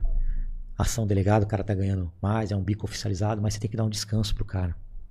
Porque quando você não descansa, atrapalha até nos seus pensamentos. E o policial anda armado, tem que ter um reflexo rápido. Eu tô dormindo muito pouco esses dias, porque eu tô na quaresma, tô fazendo o rosário da madrugada das 4 às 6, como eu havia falado. Então chega 8 horas da noite, 8h30, eu já tô... Até meu assessor falou, tem um debate. Cara, não vou, porque eu não consigo mais raciocinar, cara. Chega uma hora que você não aguenta mais. Agora você imagina esse ritmo o ano inteiro, o tempo todo, 24 horas por dia. Cara, você tem que estar com a cabeça boa. E pra você estar com a cabeça boa, os seus filhos têm que estar bem, a sua mulher tem que estar bem. Você tem que dar uma condição de vida legal para sua família, todo mundo trabalhando, seus filhos ali numa escola boa, ter um plano de saúde bacana, porque senão você vai trabalhar, se você for honesto, você vai trabalhar para você ter essa condição de vida. Mas e a saúde mental do policial? É isso que esses governantes não entendem. Eu já conversei com muitos policiais, assim, eles falam que tinha a sensação de no trabalho, tá enxugando gelo, que você prende um cara hoje, amanhã tá solto, você topa com o mesmo cara que você já prendeu 5, 6 vezes. Aí eu fico me perguntando, será que pra gente não dar mais efetividade nesse trabalho, a gente não tinha que combater lá na ponta, lá? Aonde o dinheiro tá entrando, aonde os caras estão financiando. Não ia dar muito mais eficiência? Perfeito, a sua pergunta é muito boa, cara. E a gente tem que investir em investigação. Por quê, Rodrigo? Porque quando você coloca... O governador fez uma entrega de viaturas agora e Glock. Glock é uma baita de uma arma, inclusive tô com uma aqui. Beleza. Aí ele deu não sei quantas viaturas pra PM, deu 5 pra civil. 5. A PM tem que ser valorizada, tem que ter bons armamentos, boas viaturas, mas eles se esquecem da investigação. Quem é que chega no André do Rap? Quem é que chegou no André do Rap? Sempre se viu. Foi um delegado chamado Fábio Caipira, com toda a sua equipe, ninguém faz nada sozinho. Foi com a sua equipe que chegou no André do Rap, que foram presos ali em Angra dos Reis. O Garra, eu era o 01, apoiou, foi preso. Mérito todo da investigação. Fábio Caipira, delegacia de rouba banco, prenderam. Ótimo. Mas prendeu graças à investigação. Depois foi solto lá pelos tribunais superiores. Agora, quando você não investe em investigação, a polícia vai enxugar gelo. A segurança pública se faz com os 3 poderes juntos. É o judiciário, não tendo juiz que dá café e casaco, que não solta o André do Rap lá em cima. Uma coisa que causou dor para os policiais, eu sei disso porque eu trabalhei nessa divisão, foi que o helicóptero do André do Rap foi apreendido pela polícia e, através de um ofício do delegado, dentro do inquérito policial, o delegado pediu para essa aeronave ser usada pelo SAT, que é o Serviço Aerotático da Polícia Civil. E este helicóptero, como ele não era blindado, não tinha as formações, não tinha as adaptações para ser trabalhado de maneira de patrulhamento, ostensivamente, para dar apoio em operações policiais, ele era usado para transporte de órgãos. Tem que ser rápido. Pega um órgão lá em São José dos Campos, manda o helicóptero, traz para cá, hospital, pousa lá, e a pessoa já tem que estar lá para se operar, tem que ser rápido, senão você perde o órgão. Os policiais tiraram o adesivo chorando, com dor, com tristeza, porque era uma coisa boa e o juiz mandou devolver, cara.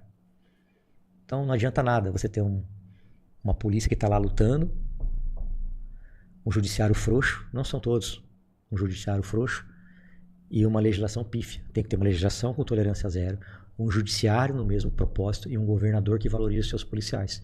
Se você perguntar para o policial, você quer ganhar 10 mil a mais ou você quer andar de Trailblazer?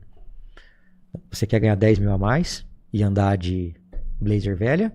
Ou você quer andar de Trailblazer e ganhar 5 mil a menos? Ele vai querer o salário, cara. Lógico. E ele vai trabalhar por isso, ele vai se esforçar para fazer um bom trabalho, ele vai correr atrás de bandido, porque ele sabe que ele vai estar respaldado, que ele vai poder fazer só isso. Igual lá nos Estados Unidos, cara, o policial ganha bem, ninguém enche o saco se ele leva a viatura para casa, porque é mais segurança. Aqui, se você enfia uma viatura na garagem, o teu vizinho faz uma dele. Ah, tá usando a viatura. Como já aconteceu comigo, parei uma viatura na porta do Palmeiras lá para comer um milho de um ambulante, o segurança do Palmeiras veio brigar comigo, tem que tirar a viatura daí. Eu falei, se fosse de mala, você ia me encher o saco, cara? Você ia encher o saco se fosse de mala? Eu não vou dar bosta nenhuma, mano. Não tá atrapalhando nada aqui, porra. Isso aqui é uma viatura. Quer dizer, o cara, ele quer lá encher o saco, velho. Porra. Vai fazer isso nos Estados Unidos. É engraçado que a população brasileira, né, boa parte delas, desrespeita a polícia, xinga o caramba, mas quando chega lá nos Estados Unidos, né? Por quê? Porque sabe que ela vai se fuder no bolso e na cadeia. Lá você pode xingar o policial, mas põe a mão no peito dele assim, ó, você pode ter 2 metros de altura igual você é o cara gigante, você vai tomar um pau, vai morrer, meu irmão, e vai pra cadeia, e ninguém vai ficar lá dando, ai, coitadinho dele. Agora aqui o cara bate no policial, dá tapa na cara, põe a arma no pescoço, atira no policial. Toma o e preso daqui a pouco do policial, rouba o preso do policial, o bandido do policial, rouba a arma do policial, avança nele, tira o... Então, você acha que o cara tem que ser solto? Eu não acho, cara. Eu acho que ele tem que apodrecer na cadeia. Então, mas você falou do salário, mas não seria ainda, talvez com a mesma importância, ter o suporte mesmo. Eu falo assim, um amparo. O policial saber que ele é protegido. Porque hoje o policial ele é perseguido mais do que o bandido. Mais que o bandido. Ele é bandido. cobrado da mídia mais do que o bandido, sabe? Pelas entidades. Então, não teria que ter uma proteção policial para ele realmente ter poder de ação, porque eu conheço policial que ele já me contou. Falou assim, eu não vou... Eu vejo uma confusão, às vezes uma briga de família ali, ele não vai. Porque depois ele entra lá, o cara avança nele, ele entra para separar, a mulher quer avançar nele também, ele se ferra no trabalho dele, chega lá, a família não presta queixa lá. O cara tava batendo na mulher. E antes dele ir preso, a mulher fala assim, não quero que prenda ele não. É exatamente Você isso. entende? E aí o policial, se fizer qualquer ação fora, ele vai ser ferreamente castigado. E é castigado, né? Se o policial der um tiro, um disparo ali, até ele conseguir provar que já tinha tomado 5 disparos antes e que não atingiu ele, que ele fatalmente, ele vai ter que fazer um laudo ali de horas, responder processo. Afastado. Ele não tem respaldo nenhum para trabalhar. Ué. Sabe o que acontece na ação delegada muitas vezes? O cara tá fazendo o bico oficial. O problema tá aqui, o cara não quer confusão. Tem que ser, pô. O cara ganha um bom salário, vamos atrás da confusão. O policial, ele não tem medo de ocorrência, não tem medo de trocar tiro. Ele tem medo de corregedoria, de ouvidoria e de Ministério Público. Trabalhei com um policial, um dos melhores policiais que eu trabalhei na minha vida. Em legítima defesa, numa ocorrência, ele matou um traficante. Eu estava na ocorrência. Ele estava no tribunal do júri. Respondeu por anos. Ele chegou para mim e falou assim, eu queria sair da rua. Eu queria fechar e abrir portão. Assim não arrumo problema. Eu tenho 5 filhos. Eu tenho que a gente fez vaquinha para pagar advogado para ele. O cara tá no tribunal do júri. O primeiro júri foi anulado. Eu tava lá como testemunha. Ele tava sentadinho aqui. Os pais dele, quase 80 anos. 2 senhorzinhos de terno. E a senhora, sua mãe ali. E a promotora aqui, ó. Vagabundo, não sei o quê. E eu entrei para ser ouvido. Ela não se conformava que o Garra estava numa biqueira, porque o Garra combate crime contra o patrimônio. Não tem nem noção do que tá falando. Nunca saiu de um gabinete. Nunca foi pra rua. O cara rouba pra entregar na biqueira o produto do crime. Tá tudo ligado. Mas ela não tinha noção, esculachando o cara, esculachando. Aí eu falei assim, não, ele matou em legítima defesa, eu faria a mesma coisa. Matou esse vagabundo, não vou chamar ele de vagabundo. Se a senhora tá chamando ele de vagabundo, eu também posso chamar ele de vagabundo. Ele é vagabundo, esse cara aqui é inocente, não deveria estar aceitado. Nesse tom de voz. A senhora não pode gritar comigo. O senhor não pode gritar, e nem você pode gritar comigo. O seu direito vai quando começa o meu. A senhora não tem direito de ficar chamando o policial de vagabundo assim. A senhora não tem esse direito. Vagabundo é o cara que ele matou. Aquilo era um lixo. Não pode chamar de lixo. Aí virou aquele barra caiada do caramba. Não, para não. Aí o advogado perguntou, você levaria seus filhos ali naquela comunidade, naquela biqueira? Eu falei, claro que não. Aí ela pegou e falou assim, é claro que não, né, excelência? Ele é deputado, né, ele vai para os Estados Unidos. Aí eu falei, minha senhora, a senhora não conhece a minha história de vida. Eu trabalho desde os 14 anos, comecei como office boy, já dirigi já entreguei imóveis para escritório. A minha família morava de favor, saiu de Taipas, Perus, fomos morar de favor em Araçatuba, depois em Ribeirão Preto. Eu vendia jornal na feira para ganhar um dinheirinho. A minha família, minha mãe prosperou, uma mulher que prosperou as coisas de muito trabalho, e eu nunca fui para os Estados Unidos. Nunca fui. Então a senhora me respeita. A senhora não sabe de onde eu vim. Aí anulou o júri. Mas quando eu vi os pais do neto, e ele assim, eu falei, um cara que se mata de fazer bico. Eu fico transtornado de raiva. Um cara que trabalha, honestíssimo, vendo os pais dele assim, e que a promotora esculachando, é por causa de gente como você que o crime cresce. Como promotor igual ele, como juiz, como delegado, que passa pano pra vagabundo, que o crime cresce. É por causa disso, eu não aguentei. Agora, se eu vou te falar uma coisa aqui, se eu não fosse deputado, eu ia ser preso. Você tem certeza que ia ser preso por desacato, alguma coisa, essa mulher ia enfiar em mim. Alguma coisa. Mas eu que eu sou deputado, tenho uma imunidade. E se eu fosse delegado só, ia falar do mesmo jeito, porque ela era uma puta de uma injustiça que ela tava fazendo. Aí você pega um policial que é bom pra caramba, como o Neto, e que depois dessa ocorrência, a gente foi numa ocorrência em Aguaí, matamos um outro cara lá, em legítima defesa, todo mundo ali que tava ali na ocorrência, né, acabou tendo uma troca de tiro gigante num crime de novo cangaço, depois num posto de gasolina, ele acabou se envolvendo em outra troca de tiro, não para raio pra pegar cara armado. Cara, você vê um cara desse, honestíssimo, sendo esculachado por uma promotora, cara, eu não admito isso, velho. Provavelmente eu ia fazer a mesma coisa que eu me conheço. Ia sair preso. E ela acha que tá fazendo um bom trabalho pra sociedade. E tá cheio de promotor, cheio de juiz, cheio de delegado e oficial que defende não, que passa pano, não pode. Ai meu Deus, tá cheio de delegado que nunca prendeu nem o pau no zíper, nem o dedo na porta, cheio de oficial que nunca prendeu nem o pau no zíper, nem o dedo na porta, e cheio de promotor, cheio de juiz que viveram num ar-condicionado, que não tem a mínima noção do que é uma troca de tiro, o que é um ambiente hostil. E depois vem querer humilhar um policial que já tá sentado no tribunal de júri, a situação já humilhou ele, corregedoria, dinheiro, advogado. A minha mãe na época, ficou bem de vida. Ajudou a pagar advogado, e a gente vendo uma injustiça dessa, o que desamina? O Neto não tem medo de trocar tiro com ninguém, não. Se eu falar, Neto, tem uns caras ali, ele vem comigo. Ele, Martins, toda essa velha guarda lá do Garra, vem comigo. Agora, o que fode mesmo é o cara ser denunciado por uma coisa que ele não fez, cara. Isso desanima a polícia, é o que você falou, velho. Polícia não tem medo de trocar tiro. Polícia tem medo de depois ser denunciado injustamente, corregedoria. Eu fui lá na corregedoria várias vezes, cara, com essa merda de audiência de custódia. Eu não gosto de ladrão. Eu algemava todos com a mão pra trás. Foda-se. E jogava lá. Ai, me tratou mal. O que é? Tem que dar um beijo nele? Tem que colocar no colo? Aí eles reclamavam de mim. Ia lá explicar. Eu trato de maneira legal e firme. É mão pra trás, cabeça baixa, algemado com a mão pra trás. Foda-se você. Foda-se. Abriu o cabelo e jogava lá. Eu não vou tratar o cara. Vem aqui, por favor, sem algema. Imagina. É o caralho. Quero que ele se foda. Entendeu? Então, cara, isso vai revoltando a gente. Porque eu já fui vítima de roubo. Eu sei que é ser roubado. Com 14 anos, eu trabalhei pra comprar um skate, porque eu não tinha dinheiro. É a história do skate, né? E aí, cara, eu trabalhei, eu queria ter um skate, era um skate ruim pra caramba que eu consegui comprar. Não era nem rodas narina. Era de pilha, não era nem rolamento. Não era o Shape-Tron. Era um skate vagabundo, mas é que eu tinha dinheiro pra comprar. Aí trabalhei e comprei. Aí você é roubado. Aí eu cresci com raiva de bandido. E falei, quero ser delegado, quero ser policial. Nunca quis ser promotor, juiz, não, eu quero ser delegado. Tentei ser tiro, não consegui. Investigador, não passei.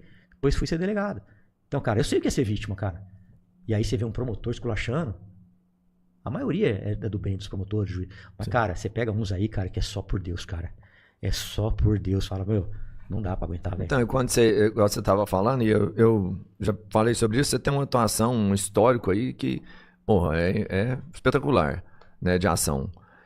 E você entra na polícia, você não tem medo de toda a sua história, porque você gosta demais da sua família, dos seus filhos. Eu tenho certeza que você quer deixar para eles não só uma condição, talvez nem seja uma condição de vida, mas um exemplo a ser seguido, sabe, de valores, de pessoa. Eu tenho certeza que isso é importante para você. E você não tem medo de, num processo ou nessa vida política, a sua imagem ser apagada ou ser modificada, manipulada pra acabar com o que você fez? É por isso que eu ando com poucos, né? E não faço muitas alianças. Eu fico sozinho. Passos curtos e firmes do que longos, se tropeçando e fazendo aliança com qualquer um. Claro que é foda, porque quando você entra na política, cara, no começo, eu recebi os ataques, eu sentia demais. Falei, caramba, meu. Tava lá na Jovem Pan, cara, esse aí vende pedra de crack. Como assim, vende pedra de crack? Nesse nível. Não, esse aqui fez isso, fez isso, fez isso. Falei, porra, meu, que porra é essa, meu? É ataque atrás de ataque. E hoje, o que eles fazem, né? Como eu sou um cara que bato muito no Detran, vou lá em Santo André, infernizo as blitz, aqui em São Paulo, denuncio máfia, mando pro Ministério Público, eles pegam assessores pra ficar me atacando. Outro dia colocaram um fake news aí, que eu tava numa cidade que eu maltratei um cara que veio tirar foto. Quem anda comigo sabe que eu nunca maltratei quem vem falar comigo alguma coisa, mesmo quando tá me gravando. Eu me lembro que eu tava fazendo campanha lá na 25 de março, o cara chegou com o celular, aí deixa ele falar. Ele é povo, e eu tenho que dar satisfação pra ele. Aí ele perguntou, quero fazer uma pergunta, todo bravão. Falei, faça, deixa ele falar. Quero saber por que você acha dos policiais dando porrada na gente que é ambulante. Falei, tá errado. Prefeito, governador não tem que mandar ambulante, tipo, a polícia atrás de ambulante. Tá errado. Se ele fez isso, ele tem mais é que se fuder na corregedoria. Não pode fazer isso. Vocês estão trabalhando. Tá tentando sobreviver. Eu não vou ficar passando pano porque eu sou policial, não. Como também não passo pano pra policial que fica fazendo blitz por ordem superior pra ficar pegando carro e moto trabalhador. Quero saber também se o pneu do Quinch tá certo, se tá licenciado. Como eu fiz lá em Santo André. Entrei no meio de uma blitz. A moto com a placa apagada. Moto do trânsito. Aí eu cheguei pro cara. Falou, esse guincho aqui tá com lanterna quebrada. Esse aqui tá com o farol que tá quebrado. Para-brisa. E essa moto aqui do trânsito tá com a placa ilegível. Se você tá aprendendo a moda, aquele cara tá com a placa ilegível, tem que aprender essa aqui também. Aí ele pegou a moto e colocou em cima do guincho. Pô, veio um inferno. Aí os caras vêm, assessor pra me atacar. Aí fica falando um monte de merda. Mas hoje, cara, eu já superei essa fase. Não dá ruim colocar esses vídeos no canal, não, Palumbo? O meu canal não é monetizado, né? Eu nunca ganhei um tostão. Ele pode ser monetizado, tá aberto pra monetização, Mas eu nunca ganhei dinheiro em Facebook. Não ganho, não ganho. Tá. Pode ver lá, se vocês pesquisarem, vai ver que eu nunca arranquei um. É porque deu ruim pro Gabriel Monteiro, pro Da Cunha, começou a fazer esses vídeos e colocou no canal, mas o né? que eu faço? É diferente. O que eu faço? Eu vou com um advogado, faço a fiscalização, fotografo e filmo tudo e mando ofício para o Ministério Público, para o governador, para o diretor do Detran, cobrando providência. E o Ministério Público tem me ajudado. Porque ele suspendeu 2 pátios em Guarulhos. Em Osasco, ele instaurou inquérito civil público. Caieiras, Santo André. Então nós estamos conseguindo avanços. Nós estamos mexendo no bolso da máfia. Eu não vou lá e faço um vídeo e deixo pra lá. Todas as irregularidades que eu faço, que eu tenho, que eu vejo, eu documento e fico acompanhando. Eu pedi todos os contratos dentro do pátio. Lá em Osasco, eles não estavam funcionando de sábado e domingo. De sábado. Mas está no contrato que eles têm que abrir de sábado. Porque se eles estão cobrando a taxa pro cara deixar lá de sábado, tem que abrir. Aí a gente vai lá e prova. Ó, tô aqui no sábado, dia tal, fechado. Por que não tá funcionando? Está no contrato, tem que abrir. Tá no contrato. Aí eu mando pro Ministério Público, mando pro Detran, mando pro governador. E a providência cabe a eles agora. O meu papel de legislativo é legislar e fiscalizar. A minha parte eu fiz. E o Ministério Público tem me ajudado. Eles têm instaurado inquérito civil público. E aí tá doendo no bolso. Ah, mas aqui no pátio de Guarulhos está recebendo carro. Mas aí tem que cobrar o prefeito que está mandando a guarda civil apoiar o trânsito para ficar levando carro para lá. O Detran, ele é estadual. Então, a Polícia Militar já não pode levar para esses locais. Então, e fora os projetos de lei que eu faço. Se vai 30 motos em cima de um guincho, não pode ser cobrado 30. Tem que se não cobrar nada, ou então divide por 30. Se o pátio não abre final de semana e feriado, não pode cobrar. Não é justo com o cara isso. Se já pagou toda a documentação, a partir do momento que você pagou, demora 2, 3 dias para expedir o ofício. Você não pode cobrar 2, 3 dias a mais. O erro não é mais do cidadão do bem. Porque não é bandido. O erro é do Detran, é do pátio. Mas o que eles fazem? Olha a malandragem que eles fazem. Isso a gente conseguiu, tanta gente bater, a gente está conseguindo melhoras. Eles expediam um ofício 4h30, 5 horas da tarde. O cara não vai lá pro Detran, tá fechado. E geralmente esperava para expedir quando? Na sexta. Não abre sábado, domingo. O cara se fode sexta, sábado, domingo. Aí você fala, não, mas é pouco. Não é pouco, cara. Você pega lá 80 contas de diária, dá 240, pra um cara que ganha um salário mínimo, que depende do carro pra trabalhar, você fode a vida do cara, velho. Você arrebenta com a vida do cara. Aí o cara desanima, velho. Palumbo, no Brasil, desde a direta já, acho que a gente teve... É a última pergunta que eu vou te fazer aí, eu sei que seu tempo tá corrido. Mas desde a direta já, a gente teve metade dos governos de direita e a outra metade de governo de esquerda. É mais ou menos isso que tá rolando no Brasil hoje. muita gente fala que os governos de esquerda combatem mais o crime do que, eu falo esse crime de colarinho branco, do que governos de direita. Você concorda com isso daí? Vou te dar até outro contexto, né? Você pega agora no governo Lula, tá caindo o Banco Master, né? Eles bateram na Lava Jato também. Vários escândalos são descobertos e a Polícia Federal tem autonomia para investigar e combater todos eles. Agora a gente tá pegando ministro do STF, algo que nunca aconteceu na história do Brasil, chegando em ministro do STF. No último governo, o governo Bolsonaro, por exemplo, o Bolsonaro foi a público e falou, ó, eu acabei com a Lava Jato, porque no meu governo não tem corrupção. O que você me fala disso daí? Eu acho que todo governo tem corrupção porque você não consegue controlar, todo mundo tá abaixo de você. Entendeu? Não é impossível. Um prefeito que tem 5 mil cargos em comissão saber, eu quando era vereador entendi da sua prefeitura e prendi um fiscal em flagrante. Então, cara, não dá. Todo governo agora, tem corrupção. A corrupção é inerente ao ser humano. O que a gente precisa é de mais políticos com independência, cara. Como eu falei, cara, se é de direita ou se é de esquerda, não importa. Todos esses que estão envolvidos no escândalo do INSS têm que ser preso, tem que ser punido. Tem que perder o mandato, mas eles estão se blindando. O André Mendonça, eu acho que está fazendo um bom trabalho lá no STF. Está sendo imparcial. Mas será que os outros vão ser? Como que a mulher do Alexandre de Moraes tem um contrato de 120 milhões, se é que tem, estão investigando? Como isso? Cara, eu acho que todos os ministros, tem até um projeto de lei disso, tem que ser juiz de carreira. Passar um concurso, juiz de carreira, para se tornar imparcial. Não ser o amigo do Lula, o amigo do fulano, o amigo do Beltrano, o amigo do não sei quem. E 9 de carreiras, um representante do Ministério Público e um representante da OAB. Pronto. Mas tu acha que num governo de direita isso seria investigado? No governo Bolsonaro, esses ministros seriam investigados? Eu acho que não só deveria, como tem obrigação de fazer isso.